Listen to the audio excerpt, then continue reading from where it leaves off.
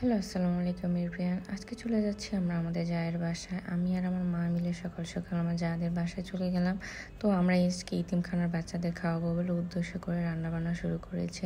এখানে আমার ভাতিজারা এবং বাড়ির সবাই চলে এসেছে। এখানে সবজি কেটে নিচ্ছে এবং পেঁয়াজ মরিচ কেটে নিচ্ছে। এখানে আমার ভাসুরের চুলা ঠিক করে দিচ্ছে।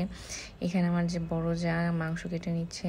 আর এখানে দেখেন দেখতে দেখতে পোলাওগুলো রান্না হয়ে গেছে। রান্না করার জন্য আলাদা কোনো বাবুর্চি রাখা হয় নাই, বাড়ির সবাই মিলে আমরা রান্না রান্নাগুলো শেষ করতে এদিকে আমাদের ভাতিজা আমাদেরকে হেল্প করছে। আর এখানে আমার যা মাংস ধুয়ে দিচ্ছে। এখানে ডাল বসাই নেওয়া হয়েছে। অনেকগুলো আইটেম রান্না হয়েছিল, সবগুলো মজা হয়েছিল। এখানে পটল ভাজি করার জন্য রেখে দিয়েছে। আর এখানে মাংস দেখেন প্রায় হয়ে এসছে। আমার বড় ভাসুর আজকে মাংস রান্না করছে।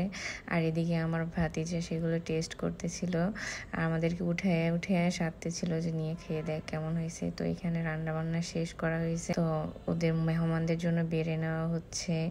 অনেক ইচ্ছা ছিল যে ইতিমখানার বাচ্চা যাদের কেউ নেই তাদেরকে খাওয়ানো হবে, আমাদের মন থেকে অনেক ইচ্ছা ছিল। তো এখানে ফাইনালি সবাই খাওয়ানো হচ্ছে।